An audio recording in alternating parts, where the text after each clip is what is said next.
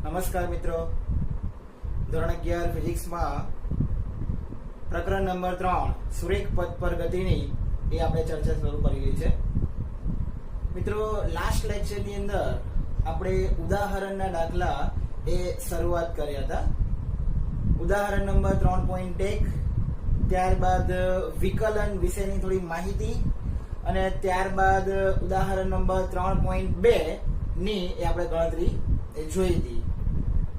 મિત્રો, આજના લેક્ચરની અંદર પણ એ જે ઉદાહરણ તરફ આપણે આગળ વધવાના છે એ છે ઉદાહરણ નંબર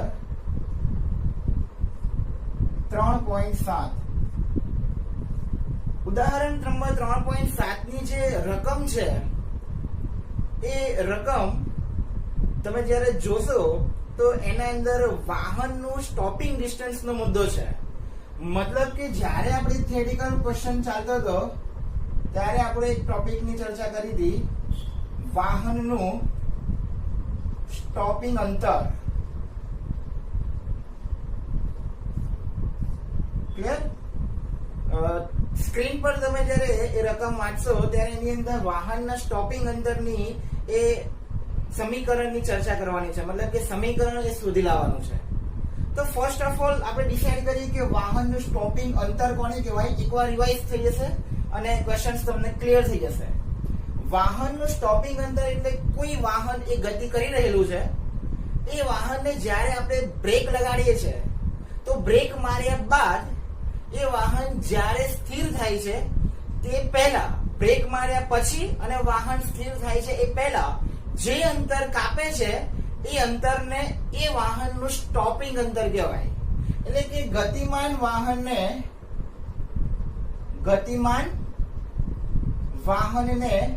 બ્રેક લગાડ્યા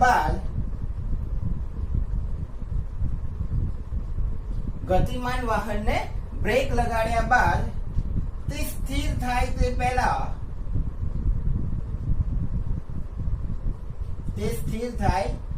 પહેલા કાપેલા અંતરને એ શું કહેવામાં આવે છે? સ્ટોપિંગ અંતર કહે છે. સ્ટોપિંગ અંતર કહે છે.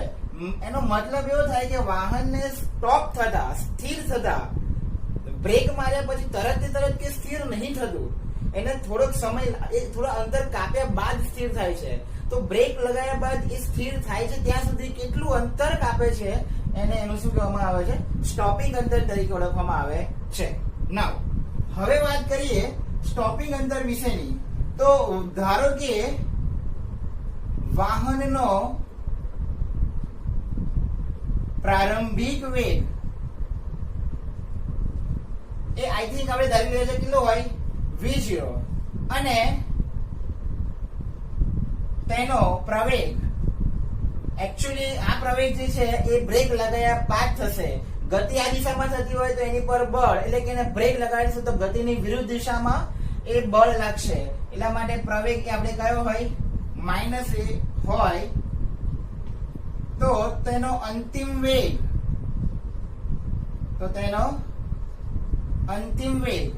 v બરાબર કેટલો થાય? 0 થાય. મિત્રો, v બરાબર 0 કેમ? v એટલે અંતિમ વેગ. અંતિમ વેગ મતલબ કે વાહન અંતે શું થાય છે? સ્થિર થાય છે. અને વાહન અંતે સ્થિર થાય છે મતલબ કે એનો વેગ એ સમયે કેટલો મળે છે? 0 મળે છે. ક્લિયર છે? તો આ રીતે એનો અંતિમ વેગ v બરાબર 0 થાય. તો હવે આ સમીકરણની અંદર કઈ વેલ્યુ તમારે શોધી લાવવાની છે? તો આ દરમિયાન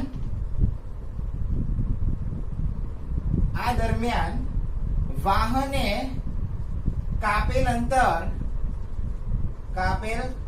અંતર x બરાબર, આપણે અંતર શું ધારી લઈએ છીએ? ds. d એટલે સ્ટોપિંગ ડિસ્ટન્સ હોય. તો હવે ds ની કિંમત આપણે શોધી લાવવાની છે કે સ્ટોપિંગ અંતરનું સમીકરણ શું થાય હોય. તો આપણી અહીંયા જે વાત થઈ એ કઈ થઈ? તો કે પ્રારંભિક વેગ v0 થયા, ત્યારબાદ એના પ્રવેગ a ની વાત થઈ, ત્યારબાદ અંતિમ વેગ v ની વાત થઈ અને ત્યારબાદ અંતર x ની વાત થઈ. એક એવો કેરેક્ટર બચ્યો કે જેની વાત નહીં થઈ, જે છે સમય t, એટલે આપણે ગતિના સમીકરણમાં જે સમીકરણ સમય વગરનું હોય એ સમીકરણ તમારે યુટિલાઇઝ કરવું પડે અને ઉપયોગ કરવો પડે, જે છે સમીકરણ નંબર 3. તો ગતિના અથવા તો લખવું હોય તો અચળ પ્રવેગી ગતિના કયા સમીકરણ પરથી? ત્રીજા સમીકરણ પરથી. ઇક્વેશન કયું આવે? v² v0² બરાબર 2ax. સમીકરણ નંબર 3 યાદ મેં કહ્યું છે પહેલા જ તમને કે 3 એ 3 સમીકરણો તમને એ ધ્યાનમાં હોવા જોઈએ. First equation is v is equals to v0 plus at. Number 2 is this x is equals to v0 into t plus 1/2 at square. And the third one is a v² minus v0 square is equal to 2a into x. Clear? આ દરેક આ સમીકરણની અંદર આપણી પાસે જે કિંમતો available છે એ સિચ્યુએશન પ્રમાણેની કિંમતો મૂકો. અંતિમ વેગ v બરાબર શું છે? 0. મિત્રો 0 નો વર્ગ કરશો, ગમે તે ઘન કરો, ગમે તે વેલ્યુ કરો, 0 નો 0 જ રહેવાનો. v0 તો આપણી પાસે વેલ્યુ છે v0 નો સ્ક્વેર is equals to 2. એ બરાબર આપણી પાસે હાલમાં જે વેલ્યુ છે એ પ્રવેગ પણ કેટલો છે? માઈનસ છે. તમને ખબર જ છે કે આ માઈનસ ની નિશાની મેં કેમ લખી છે? x બરાબર આપણે શું ધાર્યું છે અહીંયા? ds. તો વેલ્યુ કઈ મૂકવાની? ds. આ a માઈનસ કેમ છે? એનું કારણ છે કે ગતિની વિરુદ્ધ દિશામાં એ પ્રવેગ લાગતો હોવાથી. નાઉ હવે માઈનસ v0 આગળથી હટાવી દઈએ. માઈનસ નિશાની ભૂલવાની નહીં. Minus v0 is equals to આ માઈનસ ને બહાર લઈને 1 2 3 3 ને શું કરી દેવાનો? ગુણાકાર. એટલે શું લખાય? Minus of 2 into a into ds. તમારે શોધવાનું છે સ્ટોપિંગ અંતર, એટલે કે ds ની કિંમત. ds ને સૂત્ર કરતા બનાવવાના. સામ સામેથી માઈનસ માઈનસ નિશાની શું છે? પ્લસ કેન્સલ થઈ જાય, પ્લસ થઈ જાય. બરાબરની બંને બાજુ સરખી નિશાની છે એટલે શું થઈ જશે? કટ થઈ જશે. Therefore ds is equals to આ 2a ગુણાકારમાં છે, નીચે આપી દો તો ભાગાકારમાં v0 સ્ક્વેર ના છેદમાં 2a, જે માગેલ સ્ટોપિંગ ડિસ્ટન્સ નું સમીકરણ બને છે તેમ કહી શકાય. ds is equals to v0 square upon 2a. Clear? તો તમારે સ્ટોપિંગ ડિસ્ટન્સ શોધવું હોય તો આ સમીકરણની અંદર પ્રારંભિક વેગ અને એનો પ્રવેગ ની કિંમત મૂકો, તમને સ્ટોપિંગ ડિસ્ટન્સ તમને મળશે. નાઉ માની લો કે 2a ની કિંમત કન્ડિશનલ વેલ્યુ છે, 2a બરાબર અચળ હોય તો 2a બરાબર અચળ હોય. જનરલી આપણે બ્રેક, કોઈ પણ વાહનને બ્રેક લગાડતા હોઈએ ને ત્યારે એની અચળ વેલ્યુ પ્રવેગ સાથે જ કામ કરતા હોઈએ. તે વખતે ds આ 2a અચળ એટલે આ કિંમત હવે ds ગમે તે હશે, આની વેલ્યુ પાસે કોઈ સંબંધ હશે નહીં. તો એ ds ની કિંમત કોના સમપ્રમાણમાં થઈ જશે? v0 square. ds is proportional to v0 square. એનો મતલબ કે ds ની કિંમત જો બદલાશે એ કોના આધારિત હશે? તો કે એ જે તે પદાર્થની વાહનની ગતિના પ્રારંભિક વેગ પર આધાર હશે. Is it okay? એનો મતલબ એવો થાય કે જો પ્રારંભિક વેગ તમે બમણો કરો, પ્રારંભિક વેગ બમણો મતલબ જો પ્રારંભિક વેગ v0 બમણો કરો, બમણો એટલે કેટલા લેવાના? v0 બરાબર 2v0, એટલે કે પ્રારંભિક વેગ કેટલો લઈ લેવાનો? 2v0 હોય તો સ્ટોપિંગ અંતર કેટલું થાય એવું શોધવાનું કયું હોય? તો સ્ટોપિંગ અંતર ds is equals to v ની જગ્યાએ શું મૂકવાના? 2v0 નો સ્ક્વેર. નવી વેલ્યુ શોધવી હોય તો આ ds છે, આને શું કહી દો? ds dash. Now ds dash is equals to બેનો આખા 2v0 નો હોલ સ્ક્વેર આવશે. હોલ સ્ક્વેર કરશો એટલે બેનો પણ વર્ગ થાય ને v0 નો પણ વર્ગ થાય. બેનો વર્ગ શું થશે? 4. v0 નો વર્ગ શું થશે? v0 નો સ્ક્વેર. v0 સ્ક્વેર બરાબર શું છે? ds. તો લખી શકાય કે ds ડેશ બરાબર 4 into ds. મતલબ આ ds એટલે પહેલાનું ક્યારે? જ્યારે v0 છે. હવે વેગ બમણો કરે ત્યારે કેટલા ગણું સ્ટોપિંગ અંતર થઈ જાય? 4. એનો મતલબ કે પ્રારંભિક વેગ તમે જો બમણો કરો છો તો એનું સ્ટોપિંગ અંતર 4 ગણું થાય છે. એનું સ્ટોપિંગ અંતર 4 ગણું થાય છે તેમ કહી શકાય. હા, એ વેલ્યુ કોના પર આધારિત છે? વેગ, પ્રારંભિક વેગ પર. તો આ રીતે તમારો એક્ઝામ્પલ નંબર 3.7 એ ક્લિયર થાય છે. નેક્સ્ટ આગળ એક ન્યુમેરિકલ જોઈએ. તો મિત્રો હવેનો જે ન્યુમેરિકલ છે એ છે ઉદાહરણ નંબર 3.8. મિત્રો જ્યારે આપણે એની રકમ જોઈએ છે ત્યારે રકમ એવી કહે છે કે કોઈ એક પરિસ્થિતિ એવી આવે છે કે જેમાં જે ક્રિયા થઈ છે એ ક્રિયાની આપણે પ્રતિક્રિયા આપવાની જરૂર પડે. તો કોઈ પણ પ્રતિક્રિયા આપતા પહેલા કોઈ પણ વ્યક્તિ એ પહેલા એનું નિરીક્ષણ કરશે. નિરીક્ષણ કર્યા પછી એના વિચાર કરશે અને વિચાર કર્યા પછી એના પર કાર્યવાહી કરે. તે દરમિયાન જે સમયગાળો લાગે એ સમયગાળાને આપણે શું કહીએ છીએ? પ્રતિક્રિયા સમય કહીએ છીએ. તો નેક્સ્ટ જે ન્યુમેરિકલ છે એ કયા મુદ્દા તરફ છે? તો કે પ્રતિક્રિયા સમય. પ્રતિક્રિયા સમય એટલે તમને ખ્યાલ આવ્યો, કોઈ પણ વ્યક્તિ જરૂરિયાત પ્રમાણે પ્રતિક્રિયા આપે તો એના પહેલા એ નિરીક્ષણ કરશે, ત્યારબાદ એનું અવલોકન કરીને વિચાર કરશે અને ત્યારબાદ જે વિચાર્યું એના પર એને અમલ કરશે, કાર્યવાહી કરશે. આ દરમિયાન જે સમયગાળો લે છે ને, ક્રિયા થઈ ગઈ, એની પ્રતિક્રિયા આપવામાં જે સમય લે છે એ સમયને પ્રતિક્રિયા સમય તરીકે ઓળખવામાં આવે છે. ક્લિયર? નાઉ હવે એવો કોઈ વિચાર કરીએ કે માની લો કે કોઈ એક વાહનનો ડ્રાઈવર જે છે એ પોતાના વાહન માર્ગ પર અચાનક વચ્ચે કોઈ એક બાળક આવતો જોયેલા છે. હવે બાળકને અકસ્માત અથડાય નહીં, વાહન અને એનો અકસ્માત ન થાય એના માટે બ્રેક લગાવશે. એ બ્રેક લગાડી એટલે એને શું કર્યું? એની કાર્યવાહી કરી. તો બાળકને એને નિરીક્ષણ કર્યો, ત્યારબાદ એને વિચાર કર્યો અને ત્યારબાદ બ્રેક લગાવી. એ દરમિયાનનો જે સમયગાળો લીધો ને એ સમયગાળાને આપણે શું કહીશું? પ્રતિક્રિયા સમય તરીકે ઓળખવામાં આવે છે. ક્લિયર છે? આનું હજુ બી મિત્રો એક ઈઝી ઉદાહરણ લઈએ ને તો એક સરસ ઉદાહરણ તરીકે એ આપણે આપણા રકમમાં જ આપેલું છે અને એના પર જ આપણે ન્યુમેરિકલ સોલ્વ કરવાનું છે. ઉદાહરણમાં એવું કરવાનું છે કે તમારો એક મિત્ર એને એવું કહેવાનું કે એક ફૂટપટ્ટી એ હાથમાં રાખશે અને તમારે એને શું કહેવાનું કે તમારી અંગૂઠો અને આ 4 આંગળીઓ વચ્ચે એ ફૂટપટ્ટીને રાખે. તમારે ફૂટપટ્ટીને નથી પકડવાની, તમારો મિત્ર એ ફૂટપટ્ટીને પકડશે. ક્લિયર છે? નાવ હવે શું કરવાનું? તો કે તમારા મિત્રને કહેવાનું કે આ ફૂટપટ્ટી એ શું કરી દે? મુક્ત કરી દે. મુક્ત કરશે એટલે એ ફૂટપટ્ટી મુક્ત પતન પામીને એ ક્યાં જશે? નીચે જશે. એટલે એણે એની ક્રિયા કરી. હવે તમારે પ્રતિક્રિયામાં શું કરવાનું છે? તો કે તમારે આ ફૂટપટ્ટી જ્યારે ઉપરનો મિત્ર તમારો મિત્ર એ ફૂટપટ્ટી મુક્ત કરે તે દરમિયાન ત્યારબાદ તમારે ફૂટપટ્ટીને પકડી લેવાની છે. એ વ્યક્તિએ ફૂટપટ્ટી મુક્ત કરી અને તમે એની રિએક્શન આપ્યું એટલે કે પ્રતિક્રિયા આપી. એ દરમિયાન જે સમયગાળો લાગ્યો એને પ્રતિક્રિયા સમય કહેવાય. ખ્યાલ આવે છે હું બોલું છું? પોઈન્ટ ક્લિયર થવો જરૂરી છે. Is it okay? તો આ એક સૌથી મહત્વનો ટોપિક એ તમે ગણી શકાય છે. તો નાવ હવે વિચારીએ કે ઉદાહરણમાં એવું કેવું છે કે ઉદાહરણ પરથી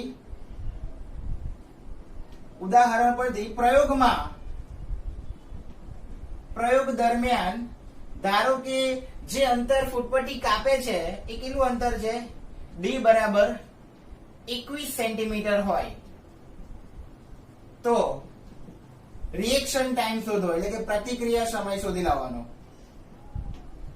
પ્રતિક્રિયા સમય શોધો એટલે કે જ્યારે મિત્રએ સ્કેલ છોડી દીધી જ્યારે મેં પકડી એ દરમિયાન સ્કેલ કેટલી નીચે આવી? તો કે 21 સેન્ટીમીટર જેટલી એ નીચે સ્થાનાંતરિત થઈ. તો એ દરમિયાન એને કેટલો સમય લાગ્યો? એટલે કે પ્રતિક્રિયા આપતા મિત્ર બીજા વિદ્યાર્થીને કેટલો સમય લાગ્યો એ શોધી લાવવાનું છે. એટલે કે સમય શોધી લાવવાનું છે, value of t find out કરવાનું છે. તો કઈ કઈ કિંમત આપેલી છે એ સમજો. પહેલું કીધું કે પહેલો તમારો મિત્ર સ્કેલ પકડી રાખશે એટલે સ્કેલનો પ્રારંભિક વેગ શું થઈ જાય? 0. કેમ? કારણ કે સ્કેલ સ્થિર છે એટલા માટે એનો પ્રારંભિક વેગ v0 બરાબર કેટલો થઈ જાય? 0 થઈ જશે. આ વસ્તુ તમને વિચાર આવવો જોઈએ. આ એક ઇમેજિનેશન છે. હા, ખબર પડી જાય કે સ્કેલ મિત્રએ પકડી, હજુ રિલીઝ નહીં કરી. રિલીઝ કરશે ત્યારે વેગમાં આવશે અલગ વાત છે. એના પહેલાનો પ્રારંભિક વેગ સ્થિર છે એટલે શું આવશે? 0. ખબર પડવી જોઈએ કે કેમ? તો કે સ્થિર હોવાથી. ના હવે સ્કેલ તમે મુક્ત કરે છે ત્યારે ક્યાં આવે છે? હંમેશા નીચે. સ્કેલ કોઈ જોયું ઉપર ગઈ? ના જાય, હંમેશા ક્યાં આવશે? નીચે. કોના કારણે? ગુરુત્વાકર્ષણ બળના કારણે. અને એ દરમિયાન એનો જે પ્રવેગ આવે એ કયો પ્રવેગ આવે? ગુરુત્વ પ્રવેગ g. એટલે પ્રવેગ એ બરાબર એને શું આવશે? g. એ કયો પ્રવેગ કહી શકાય? ગુરુત્વ પ્રવેગ આપણે એને કહીએ છીએ, શીખ્યા હતા. મુક્ત પતન હોય એટલે ગુરુત્વ પ્રવેગ જ આવે. અને નંબર 3, અંતર કેટલું કાપે છે તો કે d બરાબર 21 સેન્ટીમીટર. કોઈ પણ રકમ આપણે એ સેન્ટીમીટરમાં નથી લેતા, અંતર આપણે મીટરમાં જ લઈએ છીએ. એટલા માટે 1 મીટર બરાબર 100 સેમી. એટલે આપણે આ રકમને 100 વડે ભાગવા પડે એટલે કિંમત કેટલી આવે? 0.21 યુનિટ શું થશે તમારો? મીટર. ક્લિયર છે? નાવ તમારે એનો રિએક્શન ટાઈમ t એ શું કરી લાવવાનો છે? શોધી લાવવાનો છે. મિત્રો ખાસ ધ્યાન રાખજો, કોઈ પણ ન્યુમેરિકલ ગણવું હોય એની આ બેઝિક અને ફંડામેન્ટલ મેથડ છે, એકદમ ઈઝી મેથડ. શું કામ કરવાનું? રકમ વાંચવાની, રકમની અંદરથી જે માહિતી તમને મળે છે ને એ માહિતી આઈડેન્ટિફાઈ કરી લાવવાની કે એક મળ્યો, એ મળ્યો, ડી મળ્યો અને ટી શોધવાનો. તો તમારા મગજની અંદર આ વસ્તુ ક્લિયર થઈ જશે કે કયું સ્ટેપ હવે આગળ વધવું સમય ટી શોધવા માટે. ખબર પડે એવું છે. અહીંયા કઈ વેલ્યુ નો ઉલ્લેખ થયો જ નથી તો કે અંતિમ વેગ v એ તમને મળ્યો જ નથી. અને અહીંયા અંતિમ વેગની કોઈ ચર્ચા જ નહીં થઈ. મેં તમને ગતિના સમીકરણો, અચળ પ્રવેગ ગતિના સમીકરણોમાં શીખવાડ્યું હતું કે જ્યારે અંતિમ વેગ ન હોય ત્યારે કયું સમીકરણ તમારે વાપરવું જોઈએ તો કે અચળ પ્રવેગી ગતિના બીજા સમીકરણની વાત કરવાની. બીજા સમીકરણ એ એવું છે કે જેમાં અંતિમ વેગ આવતો નથી. તો આપણે બીજા સમીકરણ પરથી x ની જગ્યાએ આપણે શું લઈએ છીએ? d બરાબર v0 * t + 1/2 * at². કેમ અહીંયા d લીધા? કારણ કે આપણે અંતર અહીંયા d આપેલું છે, x આપેલું હોત તો x લોત. ક્લિયર? નાવ હવે બધી કિંમતો મૂકવાનો પ્રયત્ન કરો. d બરાબર કિંમત મૂકે છે. પહેલા વિચારવાનું કે v0 કેટલા છે? 0. હવે અહીંયા તમે 0 મૂકશો, બાજુમાં શું છે? t. હવે કોઈના પણ ગુણાંકમાં 0 હોય, જવાબ શું થઈ જશે? 0 પ્લસ 1/2. એની કિંમત શું આવશે અહીંયા? g * t². મિત્રો g ની કિંમત તમને ખબર હોવી જોઈએ, ઓલરેડી આપણે ડિસ્કસ થયેલી છે. g સ્ટાન્ડર્ડ વેલ્યુ છે અને એની કિંમત થાય 9.8 મીટર પર સેકન્ડ સ્ક્વેર. ગુરુત્વ પ્રવેગની વેલ્યુ પૃથ્વીની સપાટી માટે કેટલી છે? 9.8 મીટર પર સેકન્ડ સ્ક્વેર. ક્લિયર? તો હવે બધી કિંમતો તમારે મૂકી લાવવાની. d બરાબર, આવા 0 નો ના લખો તો એ ચાલે. તો જે શોધવાનું છે ને કરતા બનાવવાનો પ્રયત્ન કરો તો કામ ઈઝી થશે. 1/2 ઇન્ટુ શું લખાય? gt². તમારે શોધવાના છે શું? t. તેને શું બનાવી દો? કરતા બનાવો એટલે બે ભાગાકારમાં છે, સામે જાય તો ગુણાકારમાં, g ગુણાકારમાં છે તો નીચે જાય તો ભાગાકારમાં. તો t² બરાબર 2 ગુણ્યા d ના છેદમાં g. ક્લિયર? હજુ તમારે t જ શોધવાનું છે, સ્ક્વેર નહીં જોઈતો. સ્ક્વેર સામે આપો તો શું થશે? વર્ગમૂળ થશે. ધેટ મીન્સ સમીકરણ શું બનશે? t બરાબર વર્ગમૂળમાં 2 * d ના છેદમાં g. હવે આપણી પાસે d ની કિંમત છે, g ની કિંમત છે, બધી કિંમતો શું કરી દેવાની? મૂકી દેવાની. ધેટ ફોર t બરાબર વર્ગમૂળમાં 2 ગુણ્યા 0.21 ના છેદમાં g બરાબર વેલ્યુ છે 9.8. ઓકે? નાઉ 2 ગુણ્યા 0.21 એટલે કેટલા થશે? 0.42 ના છેદમાં 9.8. તમે જ્યારે આનો ભાગાકાર કરશો ત્યારે વર્ગમૂળમાં કિંમત કેટલી આવશે? 0.04286. ક્લિયર? અને જ્યારે આનું વર્ગમૂળ કરવાનું, વર્ગમૂળમાં 0.04286 કરવાનું તો કિંમત કેટલી મળશે? 0.207. એપ્રોક્સિમેટલી આટલી વેલ્યુ સાની મળે તમને? સેકન્ડમાં. એકચ્યુઅલી આ સેકન્ડ છે ને એ તમે ખાલી અને ખાલી શાના માટે દર્શાવી શકો છો? Small s. પણ તમારા જાણ ખાતર આને 5 ન ગણતા. ક્લિયર? નાઉ t બરાબર, જો તમારે એને 2 ડિજિટ સુધી રાઉન્ડ ઓફ કરવા હોય, કેમ? કારણ કે આપણી અંદર જે રકમ આપી છે એમાં કેટલા સાર્થક અંકો છે તો કે 2 સાર્થક અંકો છે. તો સાર્થક અંકોના નિયમનો તમારે એ ઉપયોગ કરવાનો.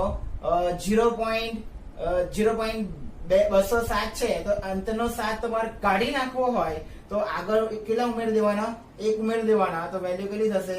0.21. આન્સર સામાં આવશે? સેકન્ડમાં. એટલે તમારો મિત્ર એ સ્કેલ છોડી દેશે અને તમે સ્કેલ પકડશો તે દરમિયાન કેટલી સેન્ટીમીટર નીચે આવશે? 21 સેન્ટીમીટર. તો એ 21 સેન્ટીમીટર ખસવા કેટલો સમય પ્રતિક્રિયા લાગશે? 0.21 સેકન્ડનો સમય લાગશે તેમ કહી શકાય. ક્લિયર? એટલે એક સરસ થિંકિંગ સાથે આ ન્યુમેરિકલ એ તમે સોલ્વ કરી શકો છો. ઓકે? હવેનો નેક્સ્ટ જે ન્યુમેરિકલ છે એ આપણા ચેપ્ટર નંબર 3 ની છેલ્લી થિયરી કે જે શીખ્યા હતા આપણે, સાપેક્ષ વેગ. સાપેક્ષ વેગ. તો એના મુજબનો નેક્સ્ટ અને સૌથી ઇમ્પોર્ટન્ટ એ ન્યુમેરિકલ તરફ આગળ વધવા જઈ રહ્યા છે. તો મિત્રો હવે આપણે જે ન્યુમેરિકલ તરફ આગળ વધીએ છીએ એ છે ઉદાહરણ નંબર 3.9. રકમ જ્યારે વાંચીએ ત્યારે એને સમજતા પહેલું વિધાન છે કે બે સમાંતર ટ્રેક ઉત્તર દક્ષિણ દિશામાં છે. એટલે આપણું ઇમેજિનેશન એ બહુ જ મહત્વનું થઈ જાય છે અહીંયા આગળ. બે સમાંતર ટ્રેક એટલે આ બે સમાંતર ટ્રેક કહી દઈએ છીએ આપણે. આને આપણે ટ્રેક કહીએ છીએ A અને આને કહીએ છીએ આપણે B. બે પાટાઓ છે, બરાબર.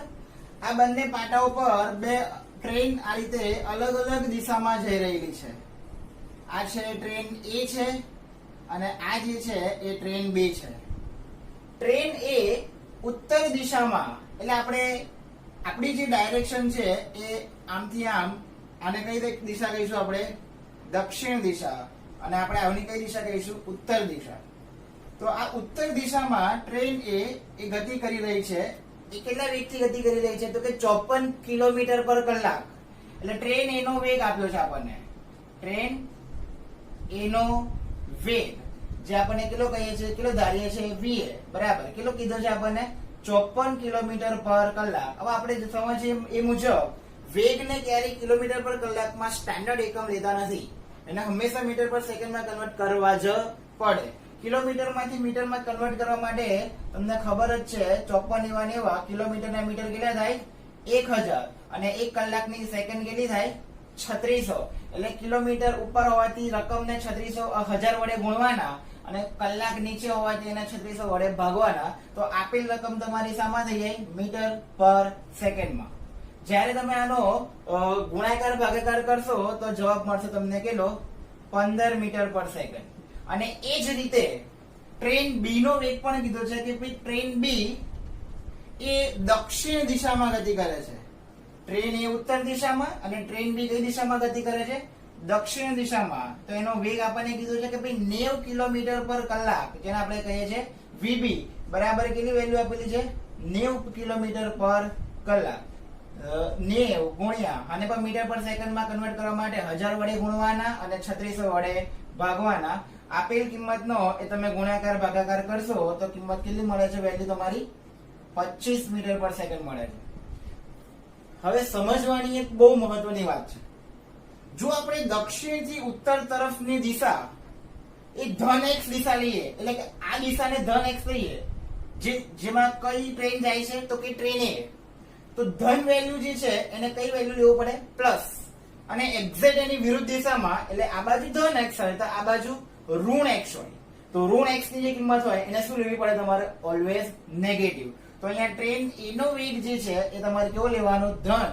પણ ટ્રેન B એ કરતા વિરુદ્ધમાં જાય છે એટલા માટે તમારે એનો વેગ કેવો લેવો પડે? ઋણ લેવો પડે. આપેલું નથી, તમને કોન્સેપ્ચ્યુઅલ ખબર પડવી જોઈએ. આ જ વસ્તુ સમજવાની છે. ક્લિયર સમજ પડે એવી વસ્તુ છે. અહીંયા તમે ઉગમ બિંદુ લો, આ દિશામાં તો કે કઈ અક્ષ જાય? ધન x અક્ષ. આ દિશામાં તો કઈ અક્ષ જાય? ઋણ x અક્ષ.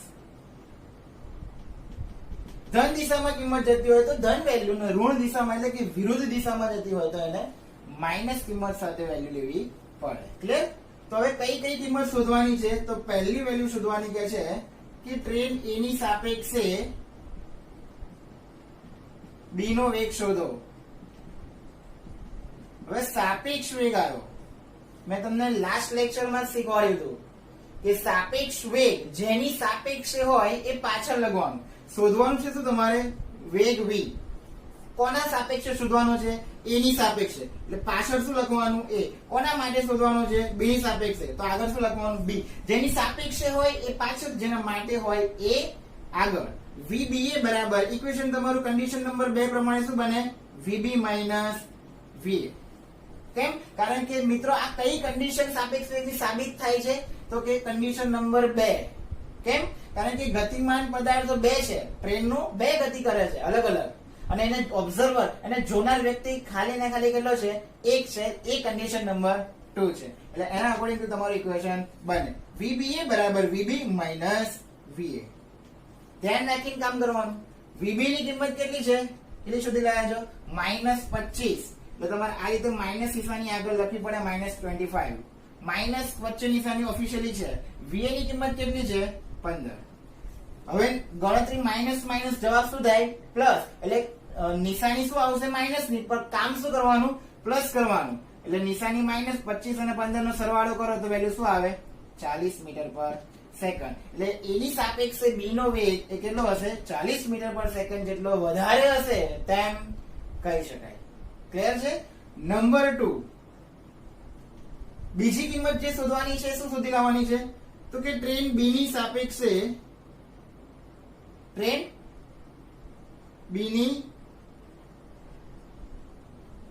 સાપેક્ષે જમીનનો વેગ શોધો. જમીન એટલે આપણે ગ્રાઉન્ડ, અને ગ્રાઉન્ડ ને આપણે શાનો દર્શાવીશું? G વડે.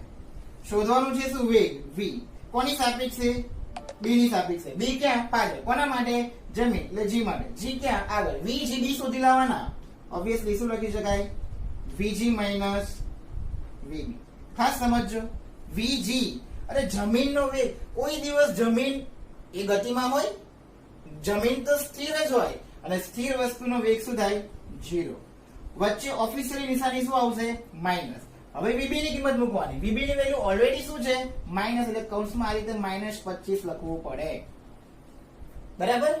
તો માઇનસ માઇનસ જવાબ શું થશે? પ્લસ 25 વત્તા 0 જવાબ શું થઈ જશે? 25 મીટર પર સેકન્ડ.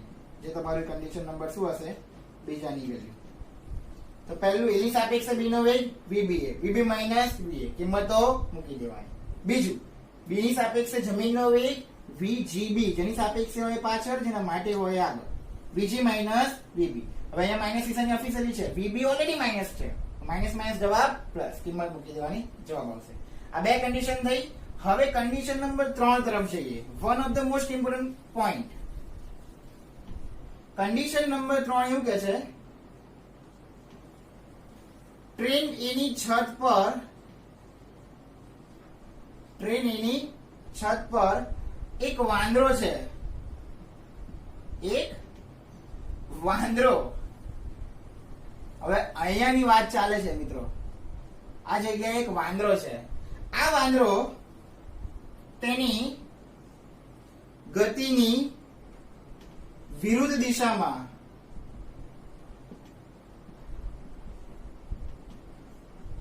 ટ્રેન એની સાપેક્ષે 18 કિલોમીટર પર કલાકની ઝડપે 18 કિલોમીટર પર કલાકની ઝડપે ગતિ કરે તો વાંદરાનો વેગ